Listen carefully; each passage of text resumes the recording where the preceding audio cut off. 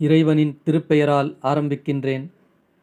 திருக்குர்ஆனை படிப்பது சிறந்தது, குர்ஆனை ஓதுவது சிறந்தது, குர்ஆனை வைத்து இருப்பதே சிறந்தது என்றுதான் நினைக்கிறார்கள் தவிர, குர்ஆன் எதற்காக அருளப்பட்டது, குர்ஆன் என்ன சொல்ல வருகிறது, குர்ஆனை வைத்து நாம் என்ன படிப்பினை பெற வேண்டும் என்று நாம் பார்ப்பது கிடையாது.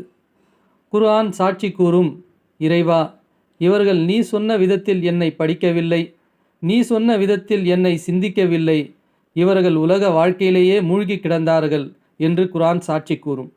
நபி ஸல்லல்லாஹு அலைஹி வஸல்லம் அவர்கள் கூறினார்கள் 25:30, என்னுடைய சமுதாயம் இந்த குர்ஆனை ஒட்டுமொத்தமாக தூக்கி போட்டு விட்டார்கள்.